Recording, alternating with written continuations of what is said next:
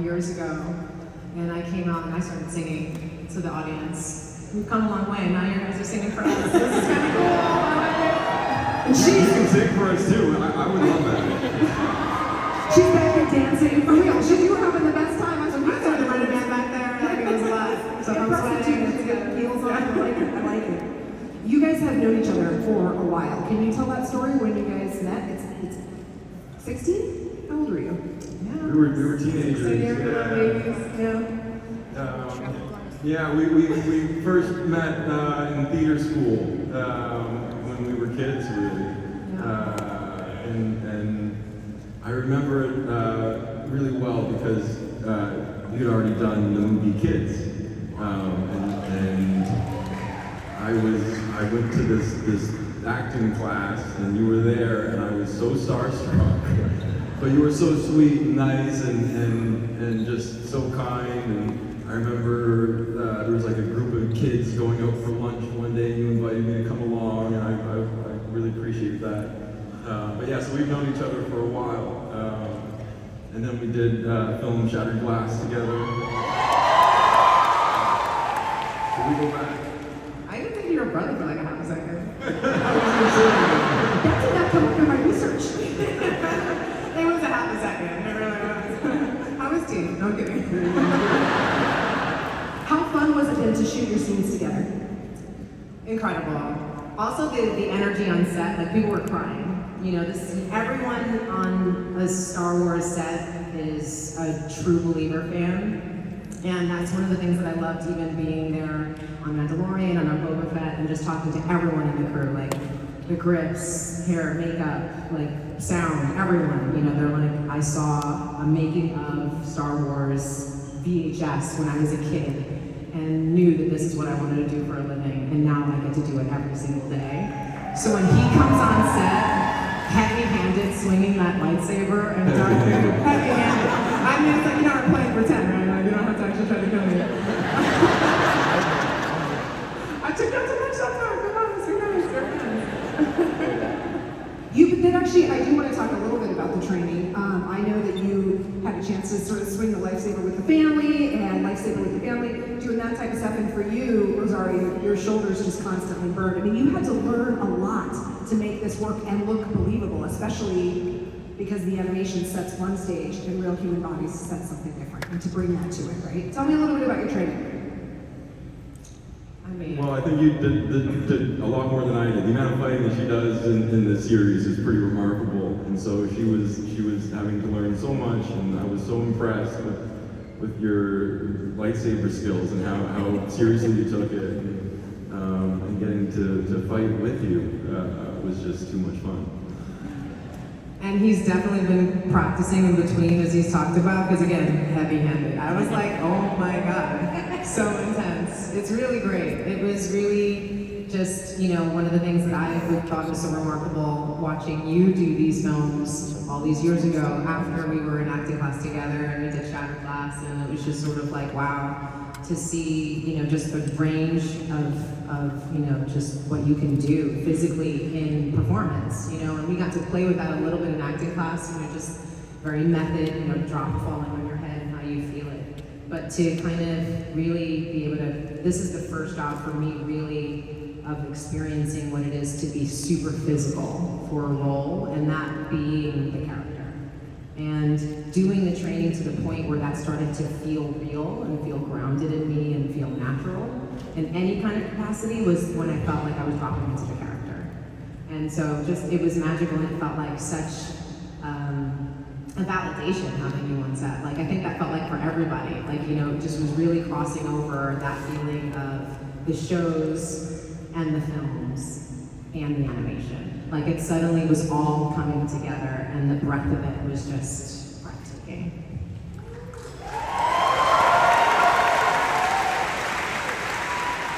I don't know if you know this about Rosario, but you need her to manifest things for you in your life, because that woman decides it's going to happen, and it does. And I wanted to talk about how you came to land the role. The story is amazing. I mean, Boss Logic, where you at? I mean, you know, a fan cast is just the most insane thing, and, you know, He drew me also She-Hulk, that didn't work out. Also both really physical roles.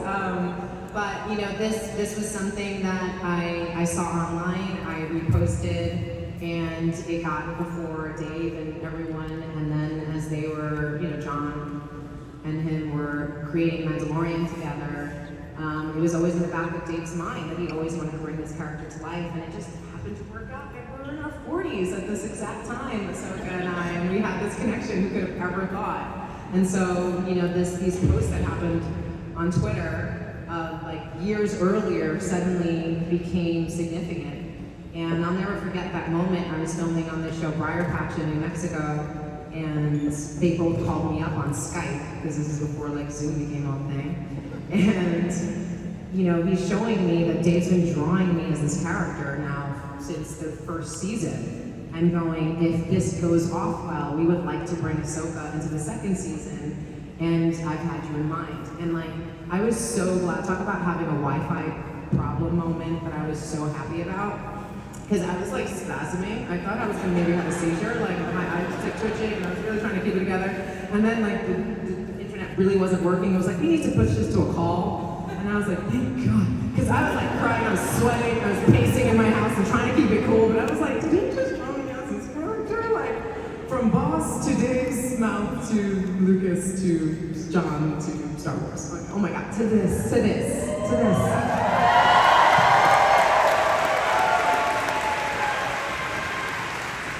Hayden, for you reprising this role, how did you approach it this time around with, you know, 2 decades behind you? Well, I first thought about approaching from the left, and then I realized I'm going to come at it from the right. And then I thought, you know what, my best bet is just to approach it head on. And so I approached it head on, is what I did. Swagger. You know, I know the character really well, but this is a version of the character that I never explored before. So there was, you know, new stuff there to discover, and to do it with you was just the coolest thing. You see her in the full getup, and it's just totally transformative. Like you don't see you anymore, and that was pretty mind blowing. Just as your friend, to like watch you disappear into this character. And to get to sort of discover the dynamic of that relationship, and you know, it all just kind of started to click and feel really good, and you know, obviously Dave Filoni was guiding us all the way through, and I don't know, it was a very special process.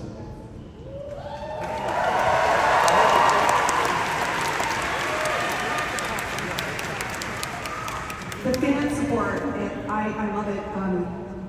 I have to ask, we've talked to other actors in the show, and we always ask, tell us just a little bit about Dave Filoni. And everybody, I have to just ask both of you guys, tell me what you think about him. I mean, he's amazing. He really is. He's the real deal, you know. An incredible creative person, you know. Director, producer, writer, just, you know, he's a visionary, and I was thrilled to get to work with him. I get emotional because it's just like, he is, you know, he is my father. You know? It's just, you know, he just is such an encyclopedia for us, you know, and his just love for this world and everything he's created, every detail that he puts into it, and how much heart there is, and just like fun that he has, you know, like Godzilla is his favorite character movie, and like, you know, he just nerds out with all of us, you know, about all the things, and he would rib me because all of my references would be Star Trek, and you know, Don't confirm like that. we're on space opera, you know.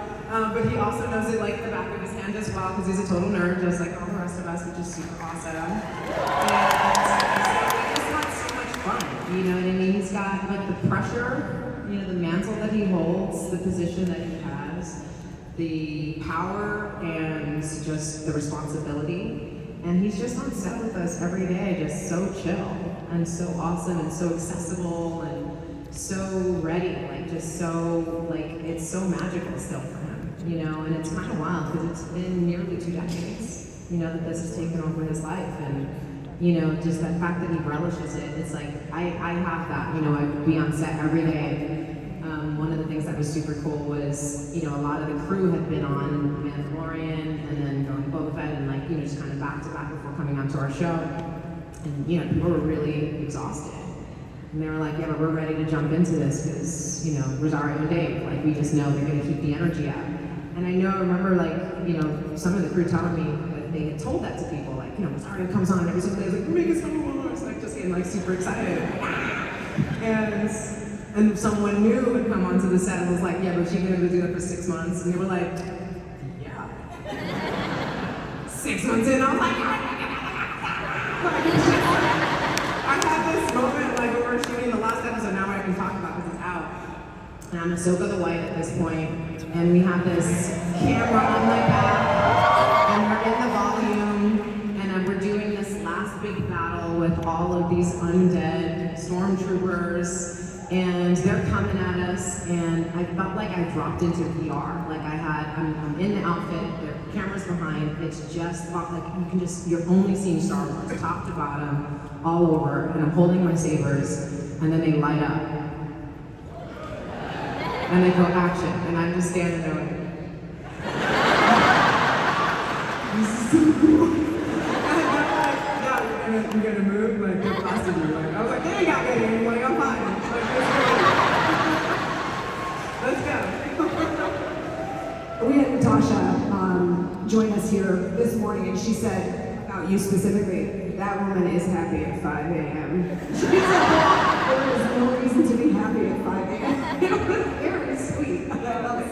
It's a good energy to bring to the set. Yeah. Hayden, I have to ask you, how do you handle the passion and the love of the fan base, especially because for you have been in this world now for so long?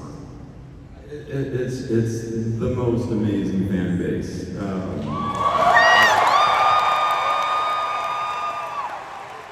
was just noticing I quite the collection of bracelets, and actually I was given a couple. I do have them that were meant for you. I was going to say I'm really short on some. Thank you.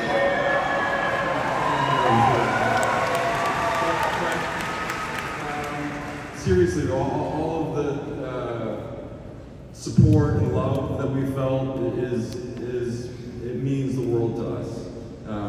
And so, you know, get to be here with all of you and meet so many of you. It's really a special thing, and I want to thank you all for coming out and being a part of this.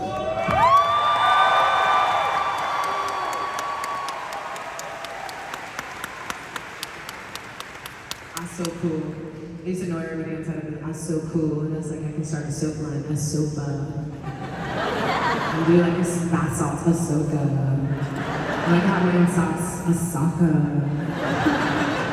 One of these days, that's like when I retire, it's gonna be me and her universe, you know what I'm saying? Solid punchline, I like it, approved, print it.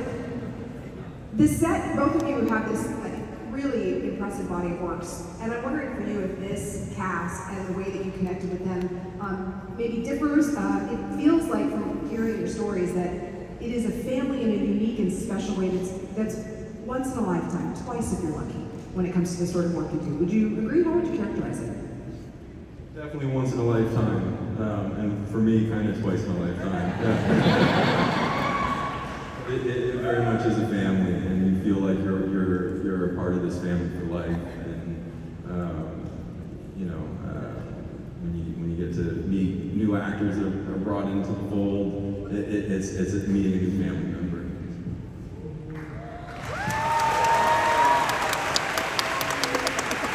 I mean, it's a trip, and I have to say we had a really dope reunion today when I chose the Pussycats.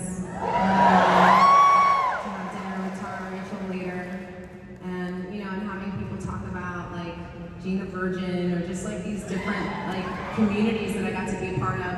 I kind of stepped in similarly like this, late, as an established family, and being welcomed in, you know, and just feeling so grateful. And So I just found out I had ADHD in last year, which I don't know how I didn't know that earlier. Kind of crazy.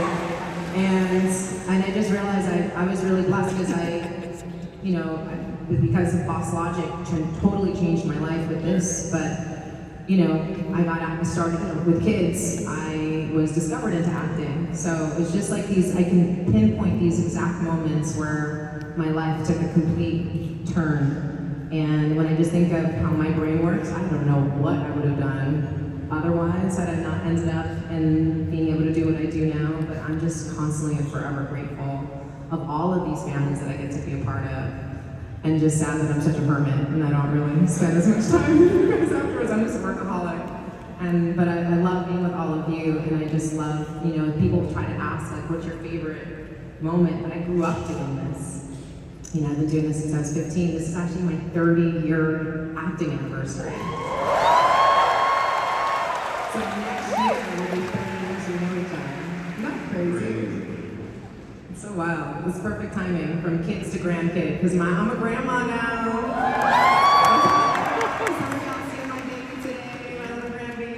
It's just like the most beautiful thing to share. I've seen so many of your kids grow up, over the years, and just these shared moments that we have. And so I just thank you, because it's because of you that we get to keep doing what we do and have these moments of these touchstones to kind of keep growing it in our time with each other, So thank you.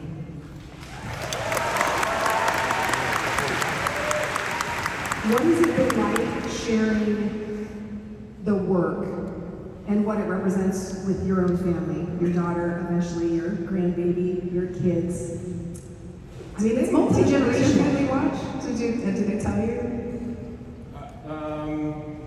A little bit. I haven't got my daughter into it yet. I'm working on that one still. But I'm looking forward to getting to share all this with her one day. One day. That's so good. Maybe not right now. My daughter, I didn't even know she was watching until, my family always thinks it's so cool. And then my daughter just, we're talking on the phone. I was like, okay, I'll talk to you more. She was like, wait. Did you die? And I was like, I'm sorry, what? And she goes, did you die? Because her boyfriend's like, no, she died. She went over the cliff. She's dead. So I'm just saying, I'm like, but it's your show. Like, that doesn't make any sense. And I was like, are you watching my show? And you didn't even tell me? She's like, yeah, but did you die? And I'm like, no, maybe. Watch the next episode. I'll ask both of you in the remaining time that we have. Hayden, what do you want your legacy to be as an actor? I don't think that way, but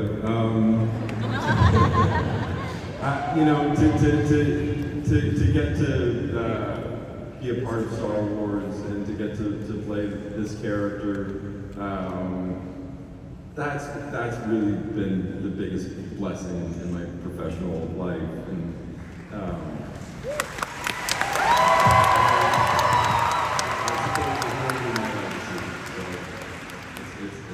it's a pretty cool thing, as a creative person, you hope to create things that will kind of outlive yourself, and I feel like with Star Wars we get a bit of that, which is really cool. I met Carrie Fisher at a con in Chicago, and I'll never forget, she was the last person there, with her little dog.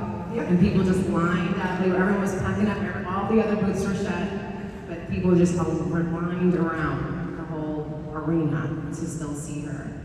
And I think I went out to eat, and then I went back to my hotel, and then I saw her walking her little dog outside. And I was that annoying person. I was like, I'm so sorry.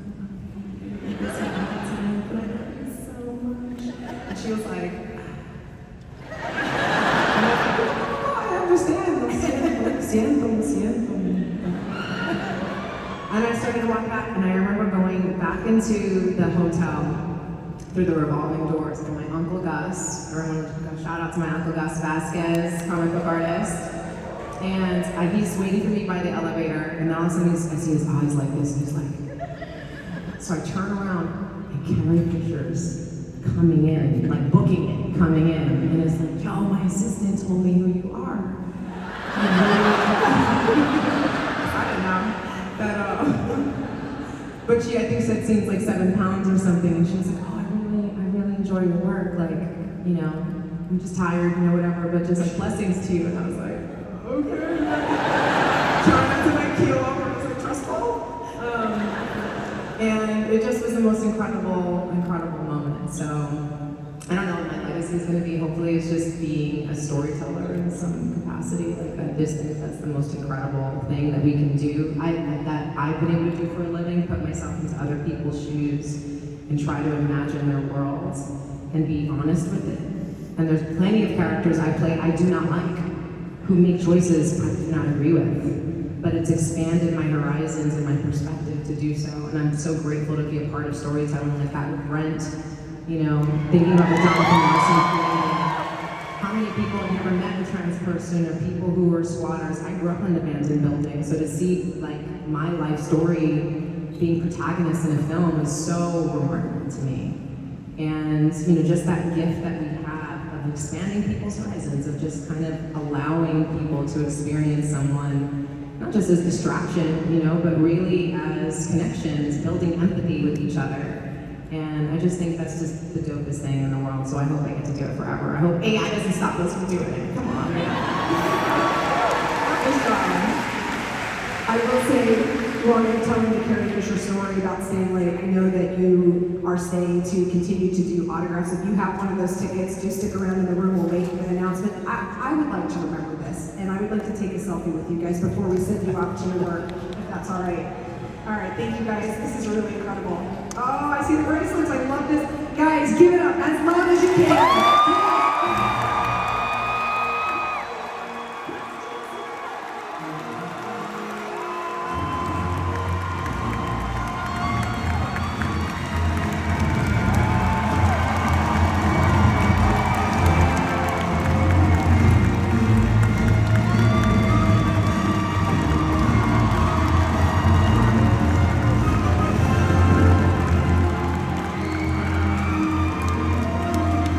Whoa.